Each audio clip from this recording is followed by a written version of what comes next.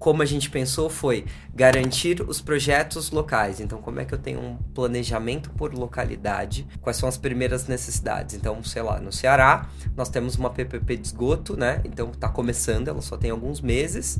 Logo no Rio de Janeiro, eu tenho operação completa há mais de 2 anos. A necessidade é completamente diferente. Então, eu tive que pensar em trilhas e desenvolvimentos de cursos específicos.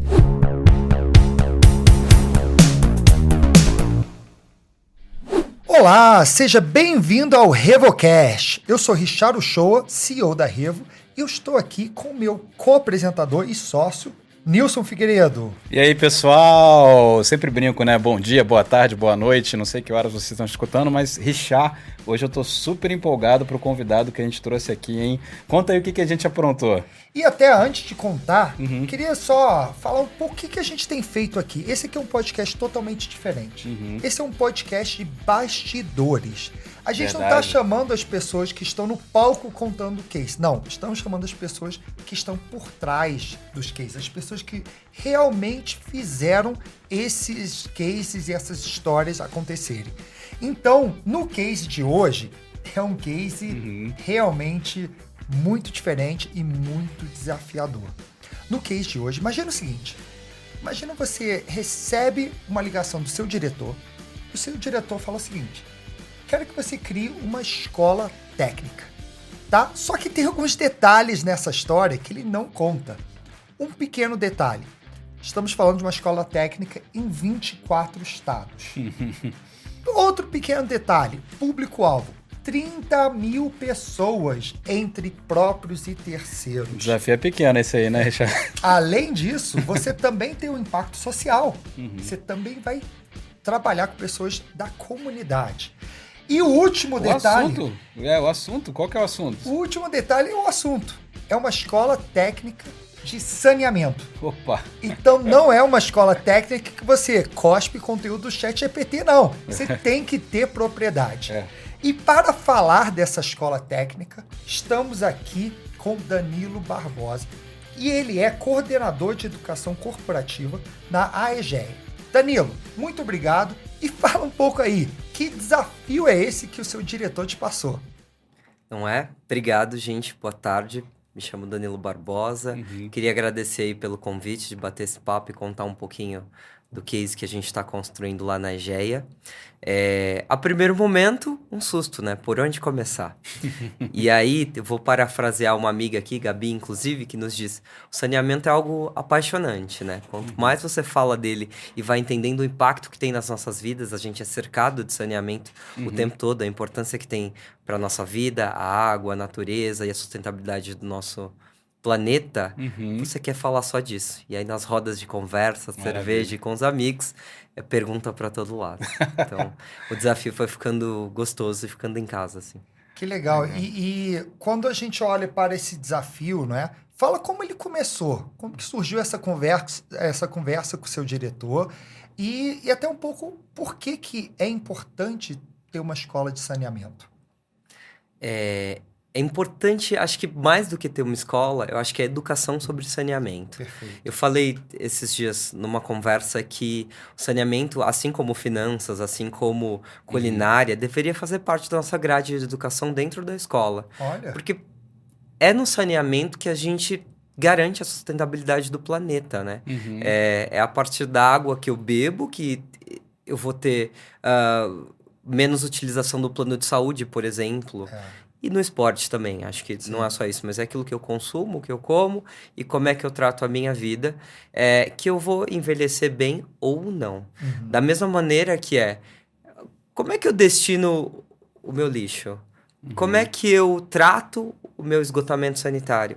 Isso vai mudar o que eu vou ter de natureza e qual é a qualidade desse país que eu vivo. Então, as pessoas precisavam aprender disso antes. As pessoas falam tanto de ESG, né? Aqui a gente está falando de ESG raiz, porque, de fato, além da sustentabilidade do planeta, que é ultra importante, estamos falando da nossa vida, nossa qualidade de vida, a longevidade. Eu acho que as pessoas não têm noção do impacto que nem você está falando, entendeu, Danilo? Acho que a pessoa é tão meio comum que a pessoa não percebe. Eu acho que fica imperceptível e até nas nossas conversas aqui de bastidores, já com o Danilo, eu já estava impactado pelas coisas que ele estava me contando que eu não tinha noção. né? Então a gente acha que sabe, mas não sabe. Mas, Danilo, essa história, essa diretora, como é que foi aí? Como é que começou esse desafio da escola técnica? Conta aí pra gente. Então, eu tava do outro lado do mundo, tava fechando um break na carreira, porque eu tava estudando efetivamente, e recebi um contato via LinkedIn, inclusive. Ela me falou: Danilo, queria bater um papo com você, queria que você conhecesse uma pessoa que é a minha gerente, a Vanessa. Troca um pouquinho com a Van sobre os desafios que a gente tem aqui de educação corporativa e entende sobre o projeto para ver o que você acha e me diz. E aí conheci a Van, me contou todo o projeto, assim, primeiro pela capacidade técnica e de liderança que tem essa equipe. Já meu reconhecimento aqui, a Fabi e a Van juntas estão fazendo um trabalho de renovar essa educação e trazer educação para a pauta no negócio. Eu acho isso bastante importante. Legal. E topei o desafio. Falei, com saneamento. Tinha um ponto bastante importante dentro disso, que era a educação formal para fora, né? Como é que eu levo a educação além das paredes do meu negócio? A EGEA tem como cultura a formação do negócio, a formação externa faz parte do negócio. Então, eu olho para a comunidade porque é meu cliente, é meu fornecedor, é a minha sustentabilidade, mas também é meu parceiro. É como é que eu levo essa marca para as pessoas na comunidade. Legal. Então, isso me ganhou e eu falei, vamos tocar, vamos Isso você ainda estava do outro lado do mundo. Do outro lado do mundo, literalmente, né? Assim, fuso horário de 12 horas. Exato. Foi bem curioso, assim. Você estava na Austrália, não foi? Eu passei uma temporada de 2 anos lá estudando, e aí, entre inglês e negócios mesmo, estava procurando me especializar nisso tudo. E agora, a gente fala de escola técnica, educação é importante, isso a gente entende e eu acho que é muito natural, mas eu queria trazer para uma palavra que você falou aqui, falou nos bastidores antes, que é negócios. Por que uma escola de saneamento é tão importante para o negócio? Quando eu falo de importância para o negócio, o nosso negócio é saneamento. Mas eu acho que tem um trabalho que a gente precisa fazer, que é educar as pessoas da importância ambiental. Então, a gente vem fazendo isso na mídia, acho que começou há não tanto tempo, mas acho que tem oportunidade de conectar, assim, a água que eu bebo até o final da planta que cresce. Então, isso tem um ciclo. Inclusive, lá dentro, a gente tem um curso que a gente chama Ciclo do Saneamento Básico, onde você consegue ver tudo isso acontecendo.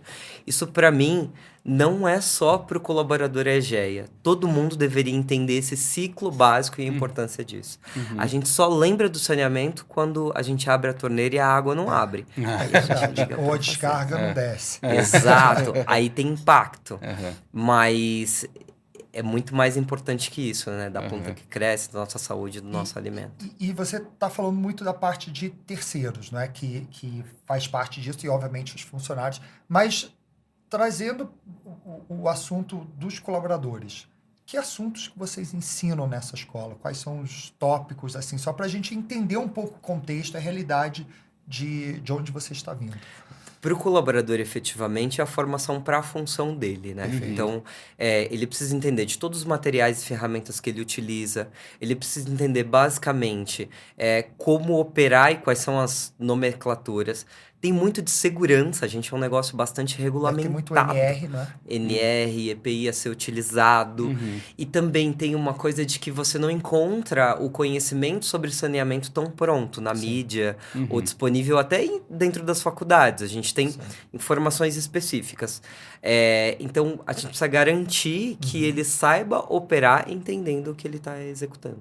A educação corporativa, ela entra até como quase que para sanar esses gaps que não tem, que nem você já falou, a escola não entrega, a faculdade também não entrega, e vocês veem como eu tenho que garantir que algum nivelamento mínimo aqui haja, tecnicamente falando, né? Você sabe que eu ouvi isso da minha VP, que é a Márcia, há pouco tempo, ela dizendo, tem um papel social que a gente atua e que a gente precisa ajudar a formar esse colaborador e se interessar por saneamento.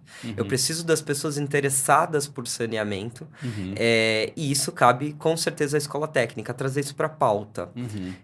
E você também tem dentro desse público as pessoas que não estão na ponta, às vezes estão no corporativo, no financeiro, tal, que também, às vezes ele veio de uma outra empresa, de outro segmento, e não conhece o negócio de saneamento. Você também tem que ensinar a ele o que é o negócio de saneamento, porque, como você falou, não é igual, assim, uma coisa padrão que você conhece do mercado. Exato, o exemplo. Eu preciso capacitar os meus analistas para entender de tubulações, para entender um pouco de geografia, para entender muito de logística, porque a gente está espalhado no Brasil inteiro e com necessidades de transporte diferentes, com necessidades de clientes diferentes. A operação muda muito por cada localidade. Então, ele precisa entender um pouco desse perfil e necessidade do cliente, além dos materiais que ele vai trabalhar, que muito provavelmente ele nunca ouviu falar antes. Daniel, a gente até tem uma pergunta que a gente faz até para entender o desafio melhor, que é, a gente fala que é o momento Globo Repórter, né? Do que se alimentam, onde vivem, mas olhando para esse público é tão espalhado, e até o número que a gente está falando, né? 30 mil pessoas, não tem um persona, né? Você, na verdade, você tem que lidar com praticamente, como você falou, desde o analista, o corporativo, com o técnico e até com o terceiro e comunidade. Como é pensar numa escola técnica que abraça isso tudo? O volume é bastante grande, sim, e tentar entender ou mapear minimamente as necessidades e perfis, onde esses perfis se correlacionam. Porque no final, a necessidade de todo mundo é tratar água e esgoto.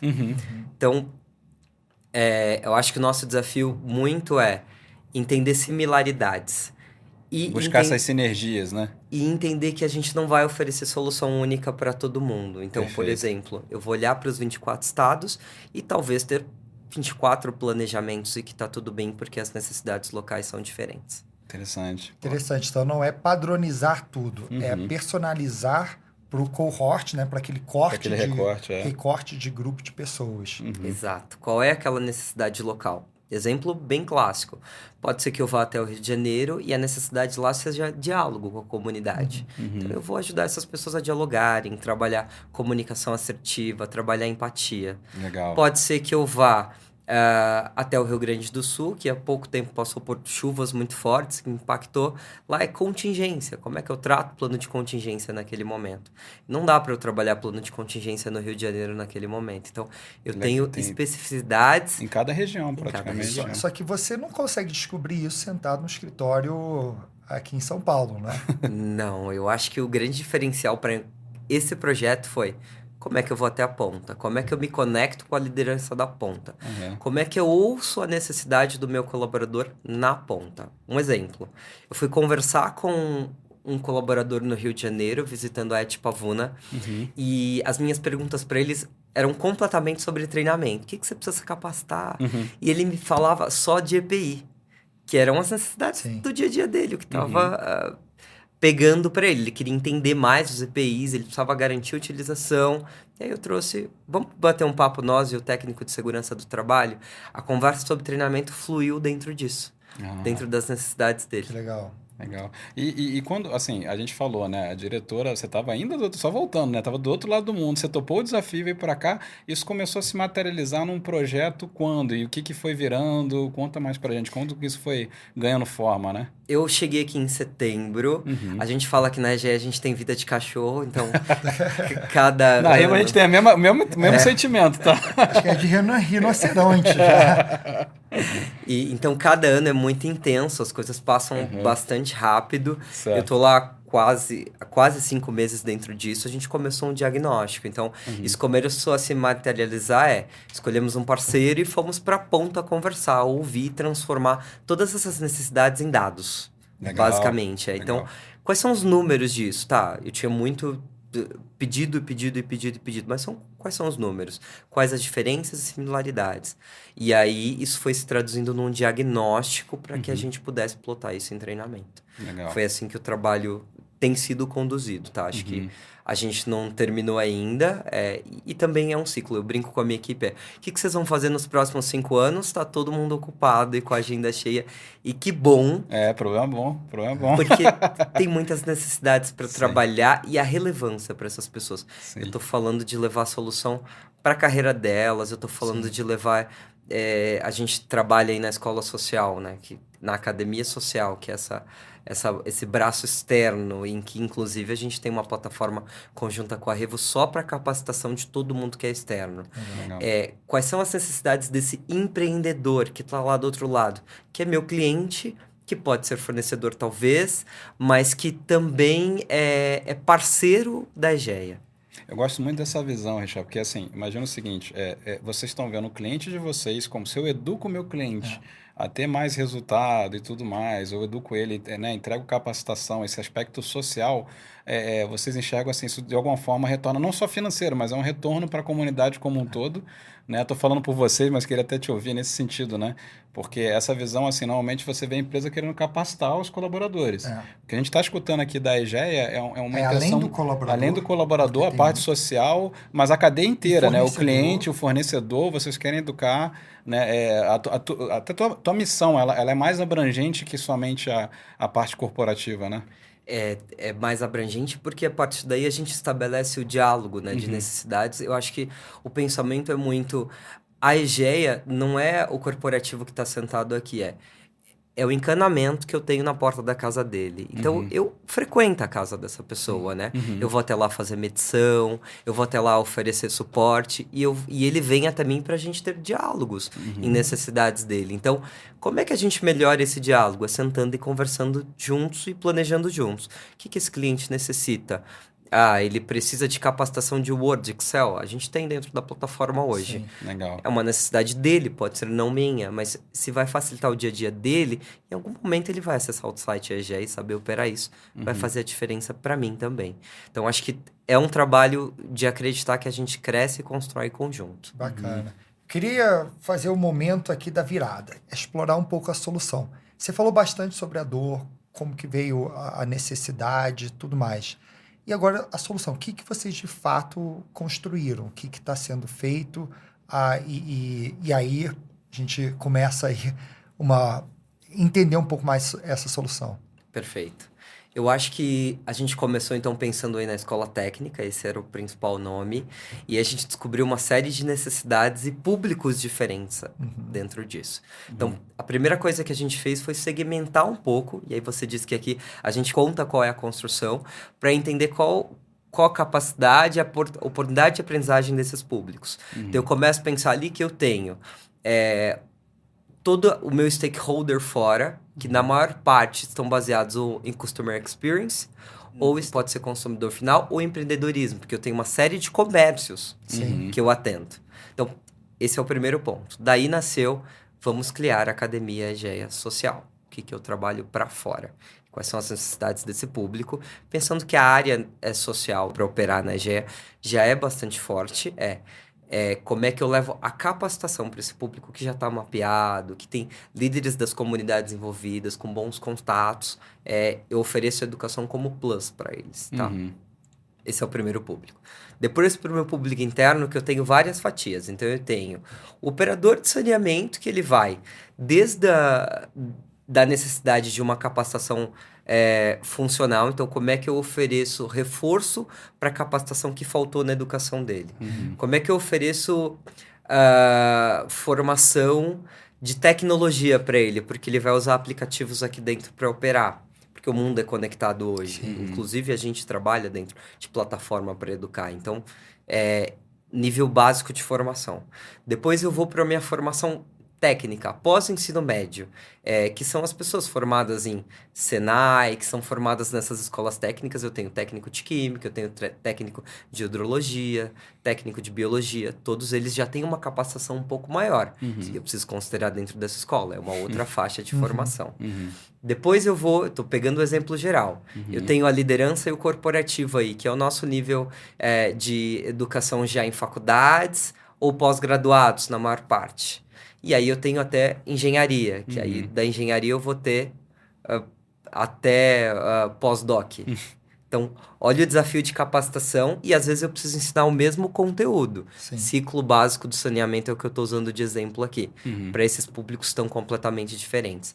Eu acho que a solução foi isso. Entender as necessidades desse público para conseguir oferecer para eles soluções de aprendizagem específicas. E o legal, Danilo, eu estava me contando nos bastidores, né? Isso já existia algum tipo de entrega, né? Já existia, a aprendizagem já estava acontecendo. Né? Não é que não existia. Agora, acho que o desafio é que você teve que organizar, estruturar. Fala assim, Como é que foi isso, assim, trocar o... Como é que a gente fala a frase? Você não começou do zero, Não né? começou do zero lá, você trocou o pneu com o carro andando, que nem a gente fala, né? Aí. Enquanto o carro está indo, a gente não pode parar a capacitação, porque isso está ligado à função, à execução, à entrega e resultado imediato. Eu acho que a educação ela precisa sempre pensar nesse planejamento. O que eu entrego para o hoje? Quais são as necessidades e as competências que garantem o meu dia a dia? A partir daí o que eu preciso para o futuro? Que são as competências que eu vou desenvolvendo aos poucos, né? E aí tem um planejamento para isso. Como é que a gente começou a pensar nisso? Porque eu acho que também é um projeto recente, tá? E ele continua... Ele é vivo, né? É vivo. Eu acho que como a gente pensou foi garantir os projetos locais. Então, como é que eu tenho um planejamento por localidade? Quais são as primeiras necessidades? Então, sei lá, no Ceará, nós temos uma PPP de esgoto, né? Então, está começando, ela só tem alguns meses. Logo no Rio de Janeiro, eu tenho operação completa há mais de 2 anos.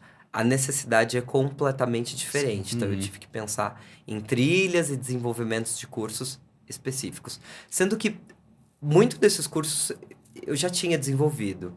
Maior parte em plataforma na época.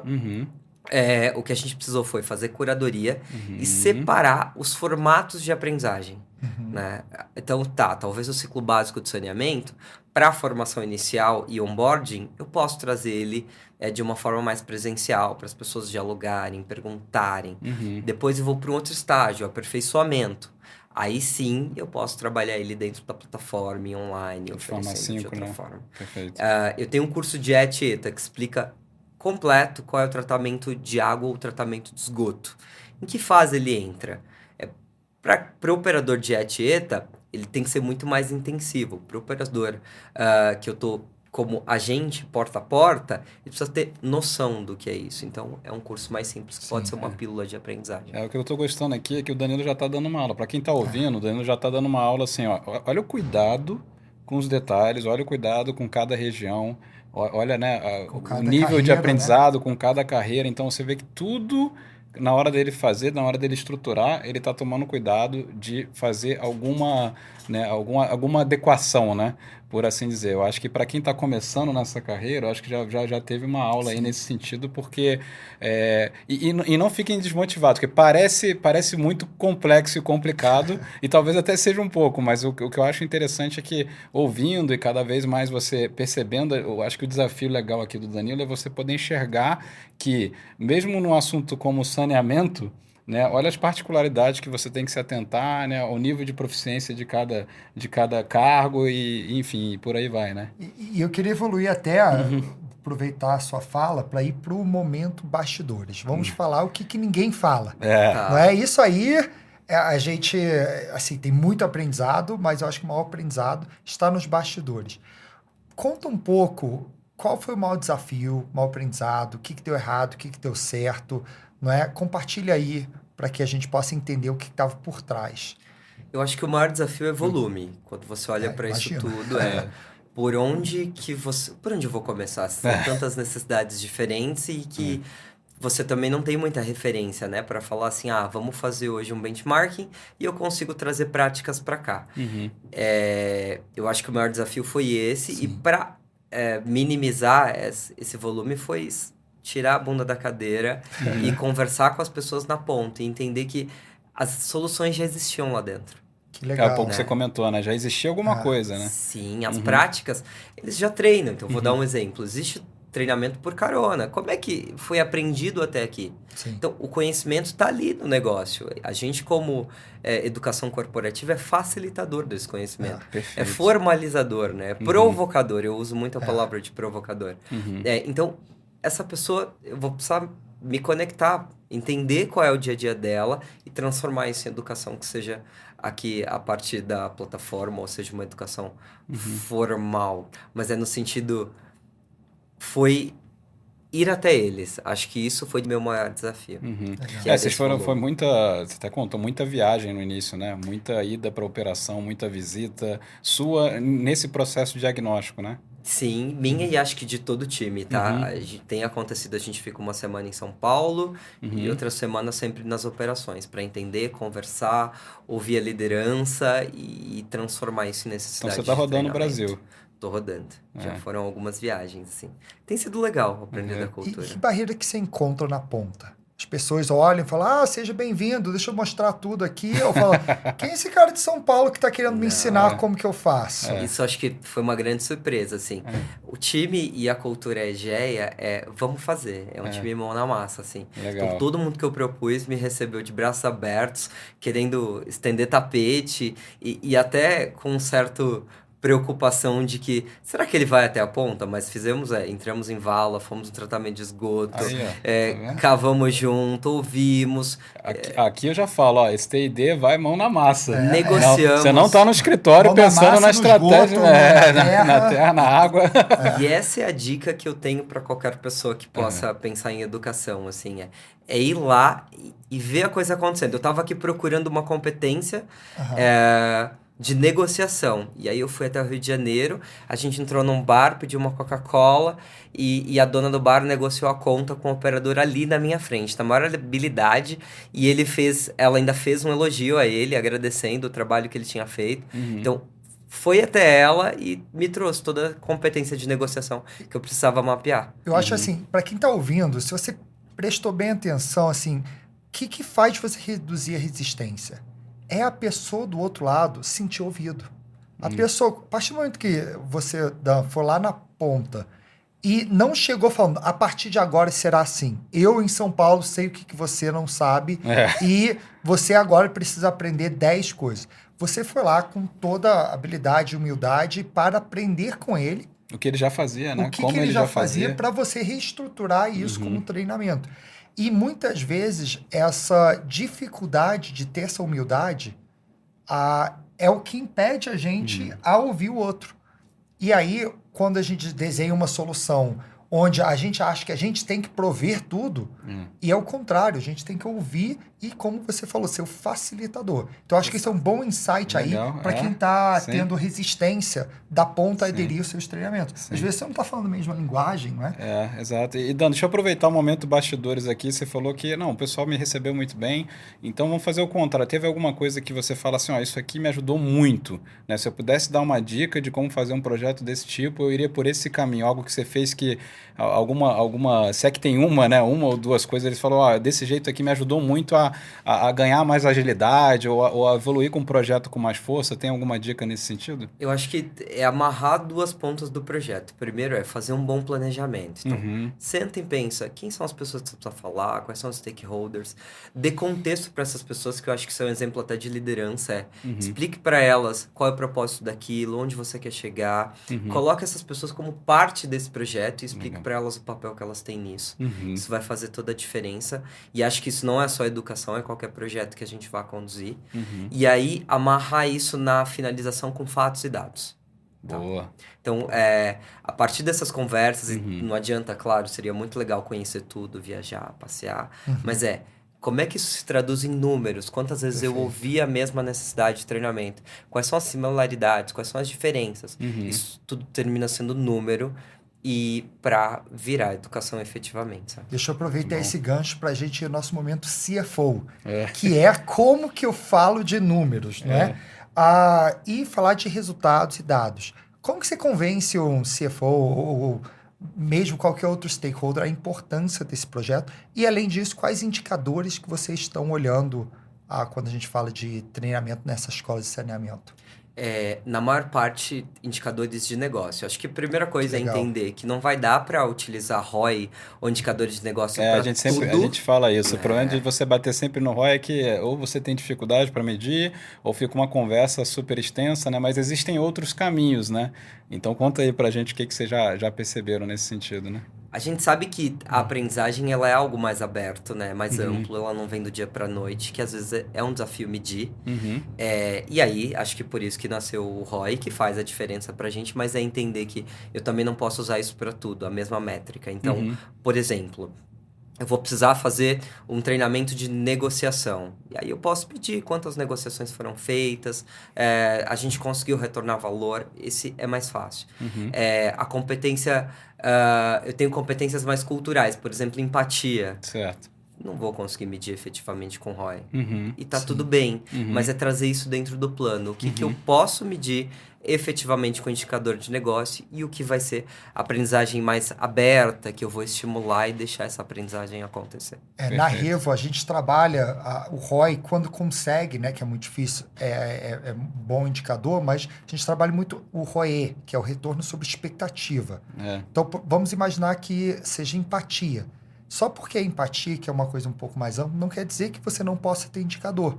Um indicador que você pode ter, que é o mais simples, é quantas pessoas concluíram o curso, obviamente é um indicador, ou será que a nossa nota de clima melhorou? Será que a nossa nota de INPS melhorou? Será que a avaliação de desempenho teve alguma... Então a gente olha o seguinte, qual a expectativa que a gente tem em cima de um projeto e olha para indicadores que possam comprovar ou não aquela expectativa. E até pegando esse gancho, Dan, algum indicador, fora o ROI, que certamente vão olhar, mas algum indicador que você fala assim, esse aqui é legal, a gente está de olho nele, 1 ou 2, enfim, que vocês estão de olho com esse projeto, que você fala, esse aqui eu quero ver mexer o ponteiro porque é sinal positivo.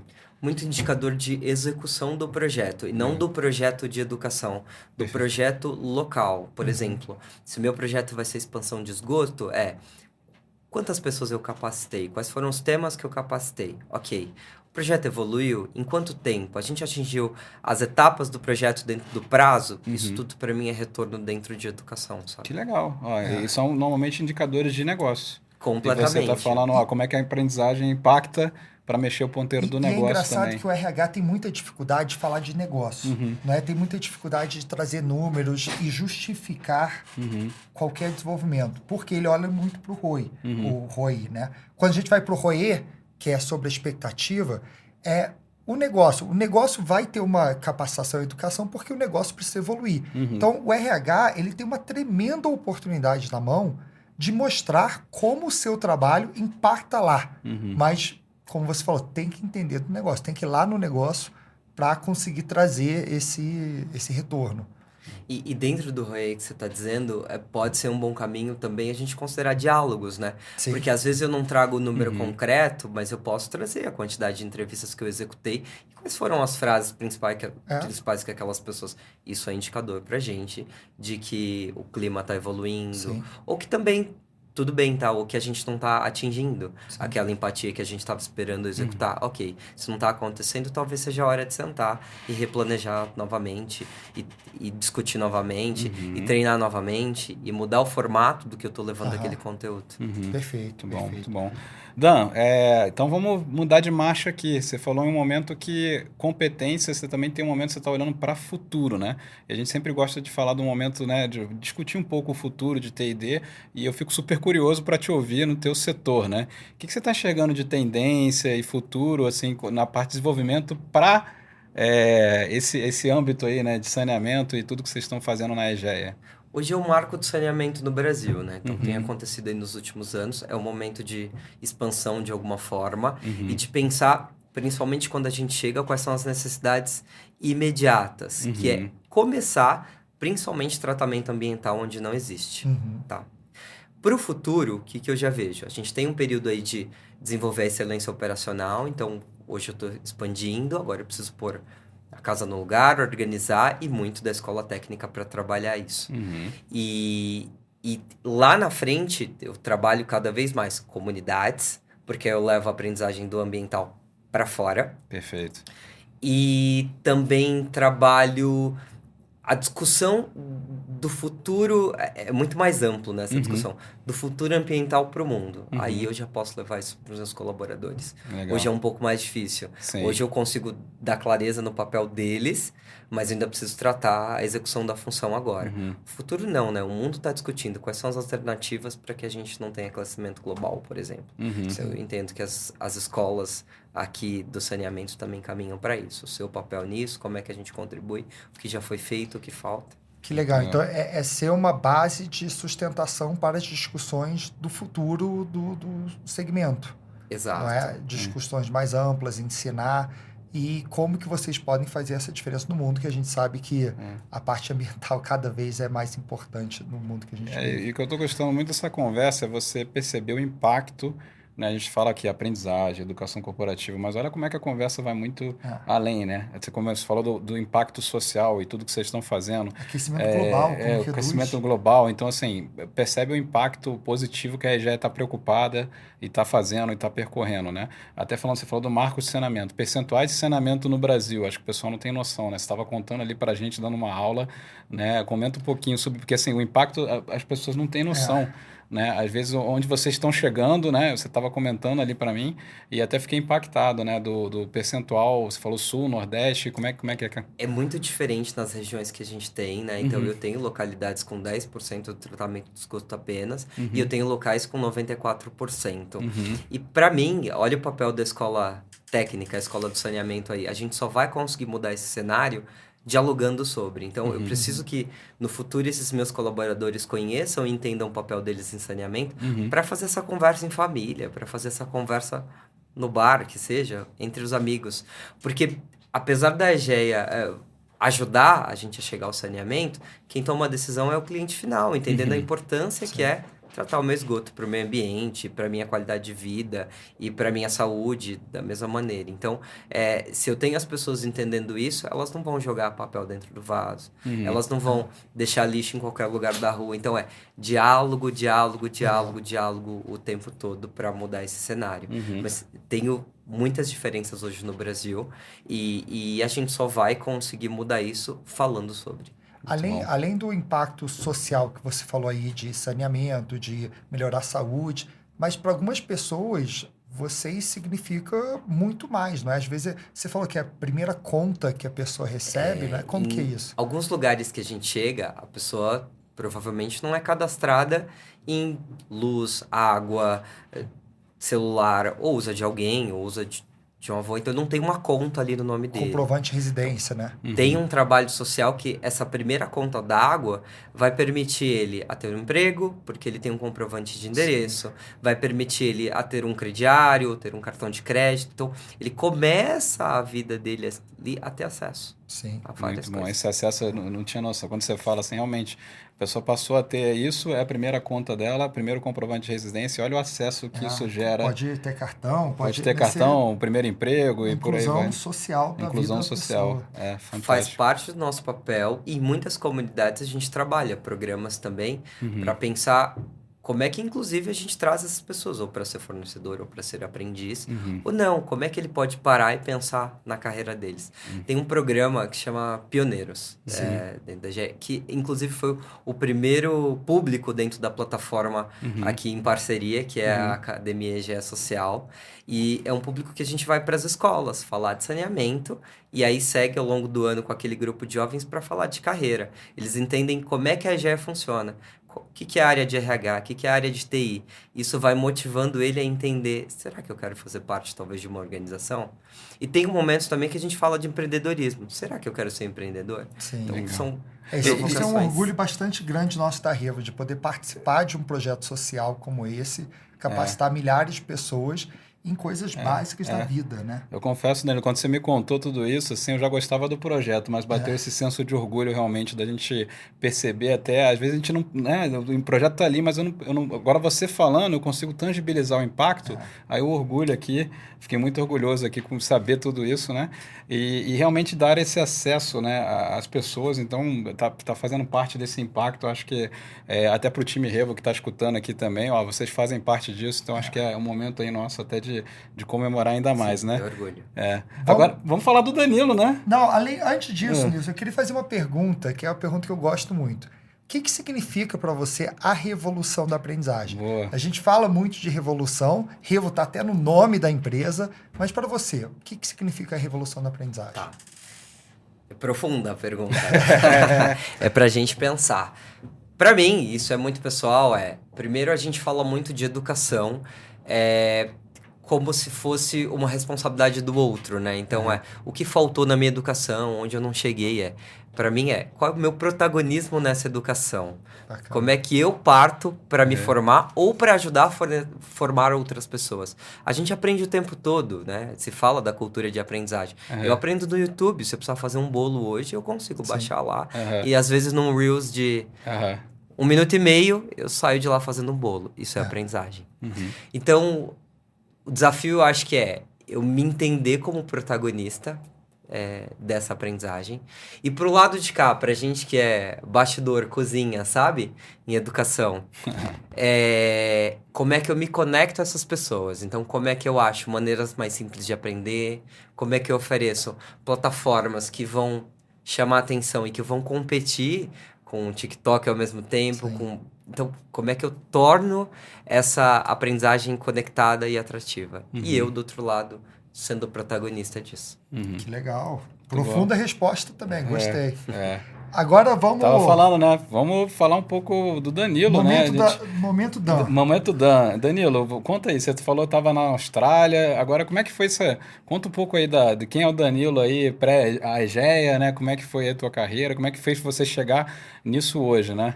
Vocês sabem que atuar em educação, eu posso dizer que foi subconsciente, não foi premeditado. Quando eu já estava na faculdade e eu fazia administração, depois me especializei em RH e eu falava para os amigos, eu quero trabalhar com treinamento. Por quê? Porque eu achava divertido gamificação. Bom, não fazia a menor ideia de qual era... Você gostava de CS, gostava de Fortnite. E aí eu me lembro que eu tive uma conversa com uma professora na faculdade ainda, e ela falou para mim... Eu tava perguntando pra ela de uma pós-graduação em treinamento. E ela falou, mas segura um pouquinho, termina a faculdade e tenta entrar na área, que você vai aprender lá no dia a dia. E depois você escolhe outras áreas também para se especializar. E foi um pouco disso que aconteceu. Então, me formei, entrei no mercado. Acho que a minha grande aula de RH em si foi na TAM e Latam. Então, eu fiz TAM e Latam, que foi TAM, depois LAN e TAM, e depois Latam. Lá eu comecei a atuar entre treinamento e desenvolvimento. Me envolvi com business partner e foi entendendo esse RH puro, como que ele funcionava. Legal. Então, você já teve uma visão de negócio ali, enquanto Latam, enquanto... E é um desafio grande. A gente trabalha com aviação, sabe o desafio que trabalhar nesse A aviação paga tudo em real... paga tudo em dólar, ganha tudo em real. Então, é um negócio desafiador de se pensar em estratégia, né? E acho que lá começou a despertar para mim de que eu precisava me conectar ao negócio para conseguir oferecer solução de RH ou de educação muito mais direcionada. Tanto que eu fiz um curso de comissário e nunca atuei. Mas o que eu aprendi de aviação dentro disso, foram 8 anos lá da minha carreira. Aí, depois da aviação, assim, grandes marcos, eu... fiz mais um pouquinho de aviação, tive uma passagem rápida por um varejo como consultor ainda e fui para o grupo DPSP aí para atuar no modelo de atendimento deles, negócio na veia. Fiquei 4 anos lá e aí dentro disso fiz modelo de atendimento, universidade corporativa e construí essas escolas de operação, que é o que a gente está discutindo hoje dentro de saneamento. Não, muito legal. Acho que até para quem está ouvindo, né, a tua história, Danilo, acho que é bem interessante para o pessoal captar uma aula aqui. O quanto você se interessou, por cada desafio que você passou, você se interessou pelo negócio. Como que esse negócio, né, gera receita, como é que, enfim, quais são os detalhes do negócio. Você sempre colado com a operação para entender, né, e a aprendizagem, como impulsionar isso, né? Então, a gente percebe, às vezes, né, estratégias de aprendizagem às vezes estão desconectadas do resultado. A gente sempre fala, conecta com o resultado de negócio, vai ser muito mais efetivo, né? Então, acho que tem um grande aprendizado aqui também na tua carreira, né? Exato, ouve a ponta. E eu tô falando da estratégia da ponta até quem executa, né? Traz a ponta para falar, traz a ponta para ser o seu executor desse treinamento, que com certeza você vai ter muito mais direção. Aprende, né? E você aprende também, né? É esse o caminho, sabe? E aí, para mim, a receita se repetiu, perdão. Eu passei ali, então, rapidamente em algumas startups, que foi Quinto Andar e C6 Bank. Aí, também já pensando bem em RH, Business Partner. E aí, fui fazer um intercâmbio, porque eu achava que eu precisava aprender um pouco mais sobre negócio, assim. Foi business, que eu fiz lá fora, melhorar um pouquinho do inglês. E aí, voltei já direto na Egeia, falando sobre saneamento, mais um negócio para eu poder aprender. Mais um setor aí. É o lifelong learning aí, né? Completamente. Que tem me encantado, assim, sabe? Acho que o próximo passo é aprofundar mais no ambiental, no saneamento. Que eu tenho gostado bastante. Descoberto o quanto isso tem impacto na nossa vida, né? Que legal. Caramba. Muito obrigado aí. Meus parabéns, hein, Danilo? Parabéns pela carreira, pelo trabalho que vocês estão fazendo. Legal. E eu tô ansioso, talvez daqui a alguns meses ou um ano, a gente voltar e ter mais um episódio para entender todo o resultado aí que vocês fizeram. Fiquei Fiquei animado aí com o trabalho que vocês estão fazendo. Vamos sim. Primeiro que a Revo é parceira nossa e vai continuar, né? Então, vai acompanhar todo esse trabalho. Até agradecer as meninas aí que trabalham com a gente. A Sam e a Thaís estão sempre junto, próximo, nos atendendo. Legal.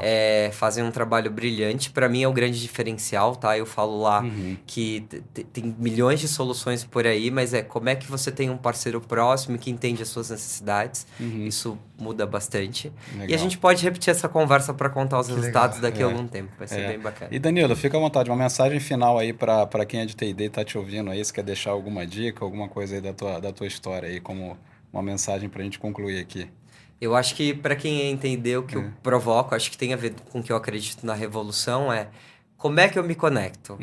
Porque essa é uma receita que está nas redes sociais, né? Sim. As redes sociais são sucesso porque conseguiram entender qual é o nosso comportamento, como é que a gente atua e quais são as nossas necessidades. Então, é a pergunta para o T&D. Como é que eu me conecto às pessoas que precisam dessa formação, independente do nível que elas estejam? E Dan, se alguém quiser entrar em contato com você, como que te acha? Qual o seu arroba aí? Me chamem lá no LinkedIn, Danilo Barbosa com Z. Me mandem um oi por lá, se precisarem de algum bench ou quiserem trocar. A gente sempre abastece dos dois lados e descobrir novas soluções. Então, muito obrigado. Muito obrigado, Dan. Nilson, que aula. Uau, mais uma aula, muito não é? boa, muito boa. Qual foi o seu maior insight? Escutar, assim, o que eu percebi aqui no caso do Danilo, que eu gostei muito, é a coisa de não ficar parado no escritório, né? Tentando montar a estratégia, tentando montar na planilha o que é a trilha, o que é a competência. Percebeu a quantidade de viagens, 24 estados, e realmente indo na ponta para ouvir assim, peraí, deixa eu entender como é que você faz, o que já existe hoje e como é que eu elaboro uma estratégia nova a partir disso, né? E além disso, conectar no negócio, né? Mostrar como que a educação pode apoiar o negócio a ter resultados. Então, seja na capacitação técnica na ponta, seja do corporativo, seja na sociedade, cliente, fornecedor, é olhar para todos esses stakeholders e enxergar a aprendizagem como um todo, porém super, hiper customizado para cada segmento desse público. Muito bom, muito bom. Eu fiquei impressionado pelo volume, pelos números. 30 mil pessoas. E vários insights aqui de como você considerar grau de proficiência, escolaridade, até a regionalização da coisa, em que nível que está. Então, realmente, espero que para quem está escutando aí, tenha anotado bastante, porque foram várias dicas aqui, né? E para você que quiser conectar mais com a gente, por favor, siga as nossas redes sociais. Somos Revo, nosso arroba do Instagram. Espero que você já me siga, pelo menos no LinkedIn, mas convido também para seguir no Instagram, @RichardoShow. E Nilson, qual o seu arroba? Meu @Nil_Figueiredo. Então esse é mais um episódio do RevoCast, o podcast que traz os bastidores da educação corporativa, onde você aprende, a cada episódio é um case novo e a gente traz essa verdadeira revolução da aprendizagem. Obrigado, pessoal. Até mais. E Nilson, sabe quem estará conosco no nosso próximo episódio? Quem que tá vindo aí, Richard? A Grazi. Ela é especialista em desenvolvimento organizacional da Claro e você não vai imaginar o desafio que ela tem, que é como formar especialista em dados. Como que você muda um mindset de achismo para um mindset de data-driven? Uau! Então vamos trazer o nosso ouvinte para o mundo dos dados. Perfeito, a gente falando tanto de indicadores, né? Acho que tá imperdível, pessoal.